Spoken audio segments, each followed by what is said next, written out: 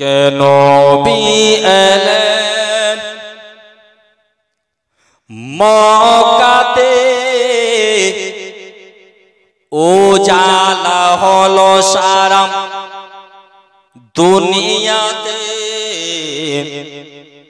আল্লাহর পরিচয় দিলেন নবী মুস্তাফা। আল্লাহর পরিচয় দিলেন নবী মুস্তাফা। নবী এলেন মক্কাতে, উজালা হলো সারা দুনিয়াতে, আল্লাহর পরিচয় দিলেন নবী মুস্তাফা। আল্লাহর পরিচয় দিলেন নবী মুস্তাফা। না আসিলে চিন্তাম না খোদা, অন্ধকারে থাকতাম আমরা। আরো জোরে বলুন, আরো জোরে বলুন। না আসিলে চিন্তাম না খোদা, অন্ধকারে থাকতাম আমরা, সবই কিছু পেলাম মোরা ওসিলা মুস্তাফা। সবই কিছু পেলাম মোরা ওসিলা মুস্তাফা। নবী গো, আল্লাহর নবী, এই ডাল দুটো গাড়ার মানে ডাকি নবী বুঝতে পারলাম না। নবী আর বললেন, ওরে আমার সাহাবীরা শোনো শোনো শোনো, তোমরা শুনে নাও শুনে নাও, এই দুইটি কবর আযাব হচ্ছে কিসের কারণে? কারণ হলো এটা, দুনিয়াতে একজন ব্যক্তি শুধু চুগলখড়ি করে বেড়াতো, এই জন্য তার কবর আযাব হচ্ছে। আর দ্বিতীয় কবর আযাব এই জন্য হচ্ছে, সেই ব্যক্তিটা পানি নিয়ে পেচ্ছাপ করতো না, পেচ্ছাপের ছিটা তার শরীরে ছিটে যেত, ওই জন্য তার কবর আযাব হচ্ছে। বোঝা গেল বাবা, পেচ্ছাপ করলে গেল বাবা পানি নিয়ে করতে হবে, পেচ্ছাপের ছিটা তোমার শরীরে না ছিটে জায়গাতে করতে হবে। বাবা যে ভাইরা, দয়াল মুস্তাফা সাল্লাল্লাহু তাআলা আলাইহি ওয়াসাল্লাম আবার চলে যাচ্ছেন বাবা, যেতে যেতে নবী আমার দাঁড়িয়ে গেলেন, সামনে একটা জানাজা চলে যাচ্ছেন, জানাজা যেতে যেতে নবী আমার দাঁড়িয়ে গেলেন। দাঁড়াবার পরে নবী আর বললেন ওয়াজিব। আবার কিছু দূর যাওয়ার পরে আরেকটা জানাজা চলে যাচ্ছেন বাবা।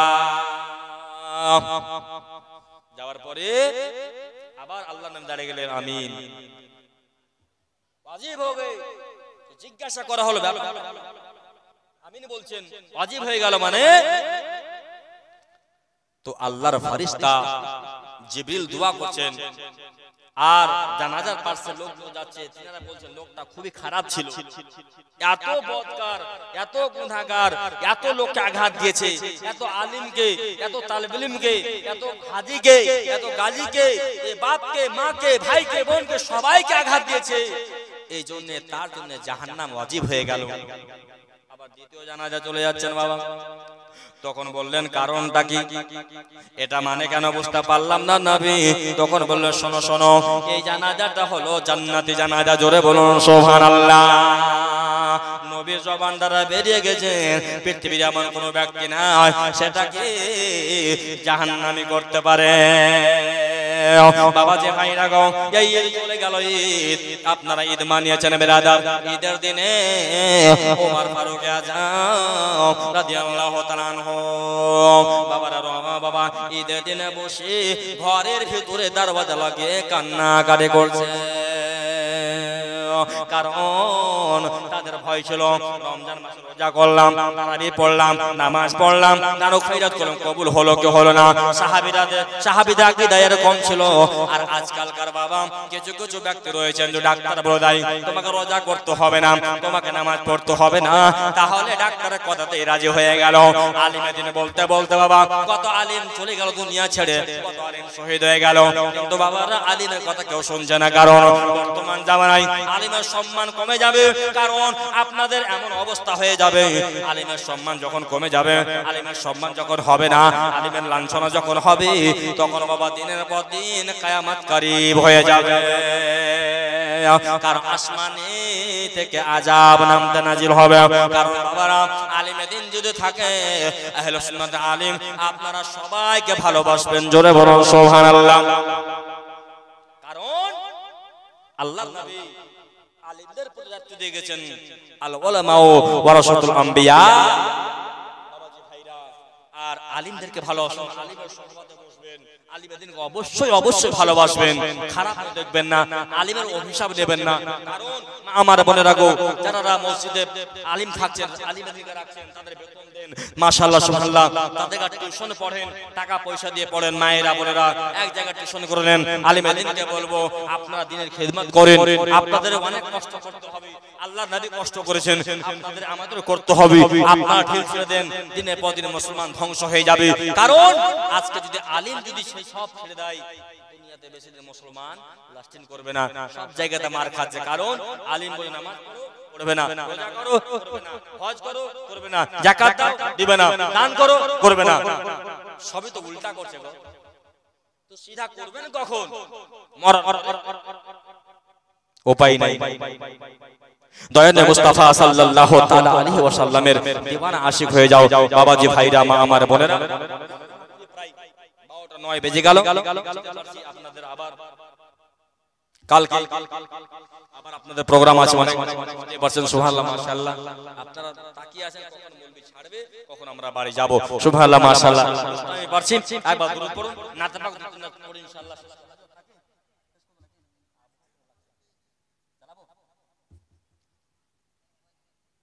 আর শুনবেন না, শেষ করে দেব, শেষ করব, বুঝতে পারছি বাবাজিদেরকে শেষ করে বলছেন, ঘুম লাগছে।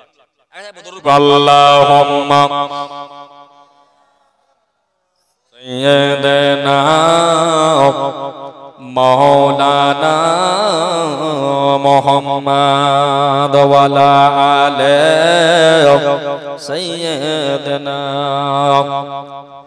মাওলানা মুহাম্মদ সাল্লাল্লাহু তাআলা সাল্লাম। কেন নবী এলেন মক্কাতে, উজালা হলো সারা দুনিয়াতে, আল্লাহর পরিচয় দিলেন নবী মুস্তাফা।